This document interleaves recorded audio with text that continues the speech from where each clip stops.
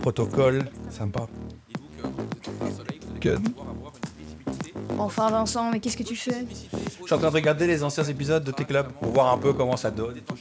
Pourquoi tu regardes ça sur un projecteur et pas une télé comme tout le monde? Oh, je sais pas, ça donne bien, regarde. C'est cool. Ouais, vas-y, je regarde avec toi. Pose des questions, hein, elle m'engueule. Je suis belle en fait.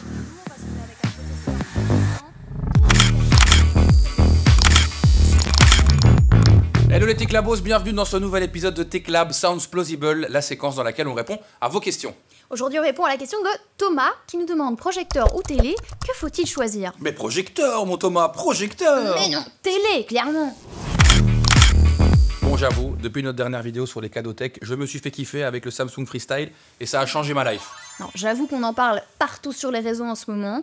Que ce soit le projecteur ou la télévision, les deux ont vachement évolué ces 20 dernières années. Hein. On se souvient de la télévision qui était un énorme cube, le tube cathodique avec l'électricité statique, tout le bazar, cette qualité d'image qui était éclatée. C'est vrai, c'est vrai. Et même avec les projecteurs, avant c'était quand même assez différent, ça coûtait nettement plus cher, c'était très fragile, et puis il fallait à chaque fois fermer tous les rideaux, être dans le noir complet pour voir quelque chose.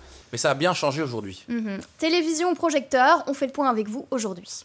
Premier point qu'on va aborder, c'est la résolution, c'est l'équivalent de la qualité d'image. Donc au niveau des téléviseurs, on va avoir de l'Ultra HD, du 4K ou du 8K. Et puis on aura aussi la technologie OLED ou QLED qui vous permettra d'avoir des noirs plus profonds, des couleurs vives et contrastées.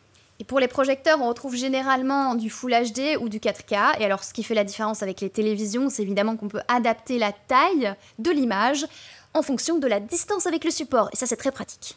Deuxième élément auquel vous allez devoir faire attention, ce sont les lumens. Ça vous permet de mesurer l'intensité lumineuse, tout simplement. Alors, à la maison, par exemple, vos ampoules iront généralement de 300 à 1500 lumens. Et pour choisir votre projecteur, ça va dépendre de la luminosité de la pièce dans laquelle vous allez l'utiliser.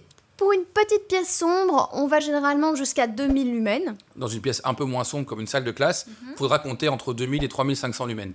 Alors pour du matériel plus professionnel, on tourne généralement autour de 3500 à 6000 lumens. Troisième point à prendre en compte, c'est l'espace. Alors moi perso, ça me dérange pas d'avoir une télé dans mon salon, mais il y a des gens que ça dérange un petit peu ce gros bazar. Bon après, les constructeurs font quand même pas mal d'efforts pour rendre ça un peu plus esthétique. Il y en a en forme de cadre, il y en a aussi qui ont été annoncées transparentes carrément. Mais non. Dinguerie. C'est d'ailleurs l'avantage des projecteurs, puisqu'une fois que vous n'avez plus besoin, vous pouvez le ranger. Et il y a de plus en plus de modèles portables qui existent aussi que vous pouvez emporter partout grâce à la batterie externe. Ce qui est parfois compliqué avec les projecteurs, c'est qu'on ne sait pas où les poser ou les accrocher, mais les projecteurs nouvelle génération s'adaptent plus facilement aux angles compliqués et s'ajustent automatiquement.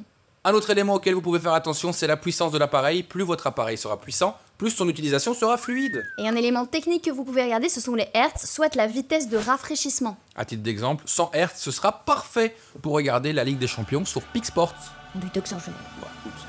USB-C, HDMI ou jack, le prochain point auquel il faut faire attention, c'est la connectivité. Et pour ça, il y a deux tendances. D'un côté, les téléviseurs qui ont généralement plus de possibilités de port dispo. À côté de ça, on a les projecteurs qui, eux, sont fournis avec vraiment l'essentiel. Donc tout dépend finalement de vos besoins. Le dernier point, c'est évidemment les prix, alors que ce soit en télévision ou en projecteur, et il y en a pour tous les budgets. Et puis si vous comptez utiliser votre appareil pour regarder des services de streaming comme Netflix ou bien YouTube, assurez-vous que c'est un appareil connecté avec la mention Smart. Télévision ou projecteur, chacune de ces technologies a ses avantages et ses inconvénients. Tout dépendra de vos besoins. Dites-nous d'ailleurs en commentaire si vous êtes plutôt team projecteur ou team télévision. Et puis, ça y est, c'est fini Oui, l'épisode. c'est déjà fini. On se retrouve tout bientôt dans le prochain épisode de T-Club. Merci de nous avoir suivis. Likez, commentez, partagez cet épisode en masse, évidemment. Et des bisous. Tu fais ça souvent, il faut regarder l'épisode du T-Club comme ça? Bah oui, comme si toi tu regardais pas tes stories que tu postes 50 fois par jour, arrête.